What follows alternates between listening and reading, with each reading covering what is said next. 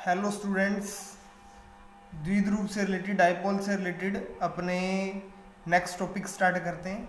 Dipole को इससे पहले लेक्चर में अपने पढ़ चुके थे। नेक्स्ट अपने पास टॉपिक क्या है? विद्युत द्विध्रुव के कारण। ठीक है, डाइपोल के कारण कहाँ? निरक्ष पर, इक्वेटोरियल लाइन पर अपने को क्या ज्ञात करना है? विद्युत क्षेत्र की तीव्रता, इलेक्ट्रिक फील्ड इंटेंसिटी ज्ञात करनी है। तो सबसे पहले अपने को पता होना चाहिए कि डाइपोल क्या है। इससे पहले वाले लेक्चर के अंदर मैंने बताया था कि ये कोई दो चार्ज हैं, अपने पास, ये माइनस क्यू और ये है प्लस क्यू। ठीक है, ये दोनों के बीच की डिस्टेंस कितनी है? 2a। ये डाइपोल था। दोनों चार्ज क्या थे? अपोजिट नेचर के, विपरीत प्रकृति के, और दोनों का परिमाण सेम है, Q और Q। तो ये अपने पास बन गया डाइपोल। तो डाइपोल को मैंने स्टडी कर लिया, कौन सा है? AB डाइपोल है ये। इसका ये मध्य बिंदु है centre point O। Centre point से स्मॉलर डिस्टेंस पर, सेंटर पॉइंट से स्मॉलर डिस्टेंस पर एक पॉइंट अपनों ने क्या स्टडी किया? P। ठीक है, स्मॉलर दूरी पर एक पॉइंट अपनों ने P मान लिया ये। ठीक है, इस P पॉइंट पर अपने को क्या ज्ञात करनी है? इलेक्ट्रिक फील्ड इंटेंसिटी, विद्युत क्षेत्र की तीव्रता। तो ये जो लाइन है, ये वाली OP वाली लाइन, इसको कहते हैं निरक्ष, इक्वेटोरियल लाइन। ठीक है, इक्वेटोरियल लाइन पर अपने को इलेक्ट्रिक फील्ड इंटेंसिटी ज्ञात करनी है। तो मैंने क्या किया, यहाँ एक टेस्ट चार्ज रख दिया, कौन सा? Q0 रख दिया। एक टेस्ट चार्ज, परीक्षण आवेश Q0 रख दिया। अब Q0 रख दिया अपनों ने, तो Q0 जो रखा अपनों ने, उसकी दिशा, उसके पर विद्युत क्षेत्र की दिशा बताएगा ये। तो यहाँ P पॉइंट पर माइनस क्यू के अकॉर्डिंग भी विद्युत क्षेत्र होगा और प्लस क्यू के अकॉर्डिंग भी होगा। माइनस क्यू और प्लस क्यू दोनों के रिलेटेड इलेक्ट्रिक फील्ड इंटेंसिटी होगी। तो सबसे पहले अपने प्लस क्यू के अकॉर्डिंग चेक करते हैं। प्लस क्यू के अकॉर्डिंग चेक करोगे तो दोनों पॉजिटिव है। पॉजिटिव पॉजिटिव क्या करते हैं? रिपेल, प्रतिकर्षित। तो इधर अपने पास डायरेक्शन आ जाएगी। किसकी डायरेक्शन आ गई अपने पास? ये E1 की आ गई। E1 की डायरेक्शन आ गई अपने पास। ठीक है, ये E1 की डायरेक्शन आ गई, क्योंकि दोनों क्या करते हैं? रिपेल, प्रतिकर्षित करते हैं। अब अपने माइनस क्यू के अकॉर्डिंग देखें तो माइनस क्यू इसको क्या करेगा? अट्रैक्ट करेगा, आकर्षित करेगा। आकर्षित करेगा तो अपने पास इस टाइप से बन जाएगा, ये अट्रैक्ट करेगा। ये डायरेक्शन किसकी आ गई? E2 की आ गई। E2 क्या था? विद्युत क्षेत्र, इलेक्ट्रिक फील्ड किसके अकॉर्डिंग? माइनस क्यू के अकॉर्डिंग। और E1 क्या था? इलेक्ट्रिक फील्ड किसके अकॉर्डिंग? प्लस क्यू के अकॉर्डिंग। ठीक है, बन गया अपने पास। तो ये वाली दूरी जो देखें अपने, O से लेकर A तक की कितनी होगी? A। ये भी कितनी होगी? A। भी टोटल कितनी है? 2A। अब दोनों इलेक्ट्रिक फील्ड जो हैं वो एक डायरेक्शन के अंदर नहीं है, एक ही दिशा में नहीं है। एक डायरेक्शन मतलब दोनों इधर और इधर तो नहीं है, ऐसा पॉसिबल नहीं है। और ऐसा भी नहीं है एक इधर है और एक इधर है, ऐसा भी नहीं है। ठीक है, ये होते हैं अपोजिट, विपरीत। ठीक है, ये है डिफरेंट डिफरेंट डायरेक्शन में, भिन्न भिन्न दिशाओं में है। तो भिन्न भिन्न दिशाओं में है, तो इसलिए अपने को इसके क्या लिखने पड़ते हैं? कंपोनेंट। कंपोनेंट किस क्या लेने पड़ते हैं? घटक। वेक्टर के कंपोनेंट, सदिश के घटक लिए जाते हैं। लास्ट ईयर पढ़ते थे अपने ऐसा वेक्टर के अंदर। तो घटक लेने का तरीका मैं बताता हूँ कैसे। मैंने क्या किया, यहाँ पर एक समांतर लाइन खींच दी, पैरेलल लाइन ड्रॉ कर दी इसके AB के पैरेलल। और ये वाला एंगल मैंने कितना हो जाएगा? थीटा। क्यों? क्योंकि ये एंगल मैंने थीटा लेट कर लिया, तो ये Z बन गया अल्टरनेट एंगल, एकांतर कोण बन जाएगा। ये दोनों ट्रायंगल सेम है, OAP और BOP सेम है, तो ये भी कितना हो गया? थीटा हो गया। ये थीटा, ठीक है, तो ये थीटा हो गया अल्टरनेट के अकॉर्डिंग। ये थीटा, तो ये भी थीटा होगा। क्यों? कोरस्पॉन्डिंग एंगल, संगत कोण हो जाएंगे। ठीक है, अपनों ने एंगल वगैरह सारे बना दिए। अब अपने लिखते हैं इसकी कंपोनेंट घटक। तो E2 का थीटा इस साइड है, E2 का थीटा की दिशा में घटक कितना आएगा? E2 कोस थीटा आ जाएगा। आ गया। लंबवत घटक इधर है, कितना बन जाएगा? E2 साइन थीटा आ जाएगा अपने पास। ठीक है, E1 का इधर है थीटा, तो क्या बनेगा? E1 कोस थीटा बन जाएगा। और लंबवत इधर आएगा, कितना? E1 साइन थीटा बन जाएगा। ठीक है, घटक ले लिए। तो डायग्राम मोस्ट इंपोर्टेंट है। ठीक है, अब अपने चेक करते हैं इलेक्ट्रिक फील्ड इंटेंसिटी। वापस डायग्राम पर चलेंगे, पहले अपने थोड़ा लिख लें इसको। तो मैंने लिखा विद्युत क्षेत्र माइनस क्यू के कारण माइनस विद्युत क्षेत्र की तीव्रता पहले ज्ञात कर लेते हैं।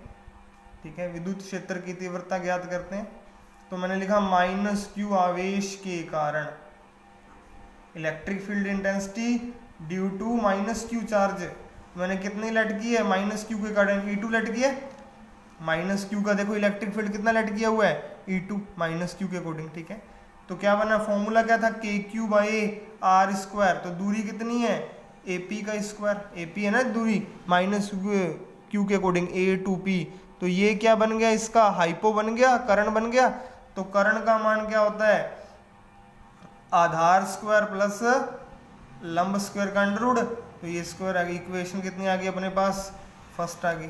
ठीक है, डायरेक्शन किधर है अपने पास, P2A आ रहा है ना, तो P2A डायरेक्शन लिख दी। अब प्लस क्यू के अकॉर्डिंग लिखते हैं, क्या था E1, प्लस क्यू के अकॉर्डिंग E1 है। तो क्या बनेगा, के क्यू बाई BP का स्क्वायर।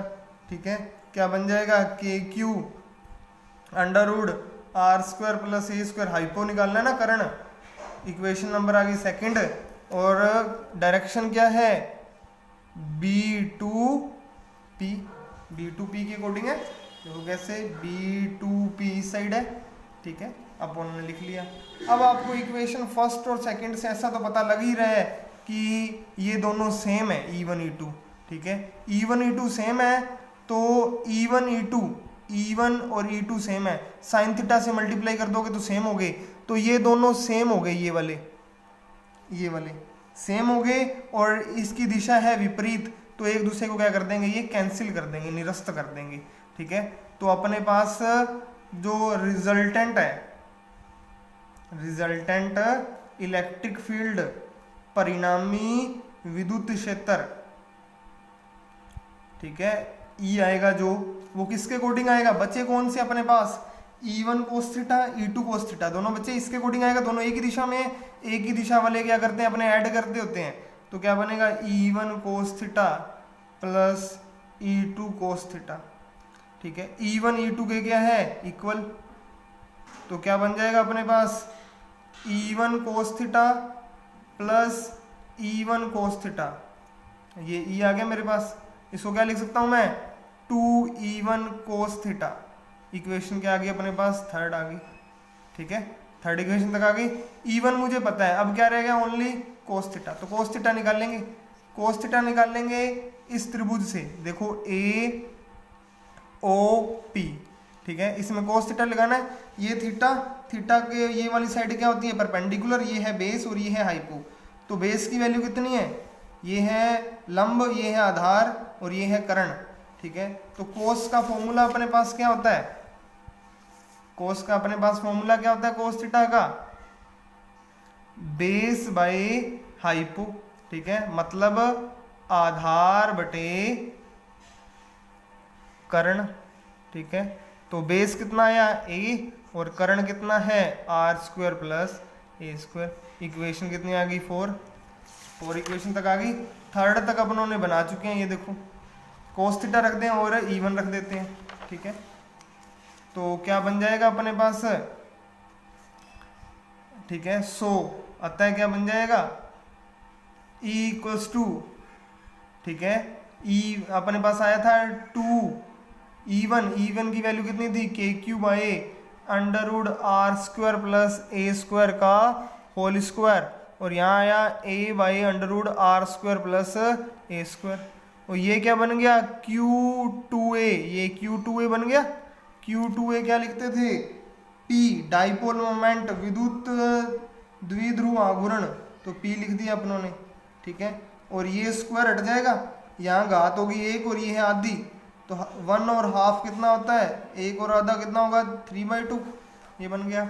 मैंने बताया था कि जो लंबाई होती है द्विध्रुव की बहुत कम होती है कंपेयर टू आर, तो ए स्क्वायर क्या हो जाएगा, और भी कम हो जाएगा कंपेयर टू आर स्क्वायर।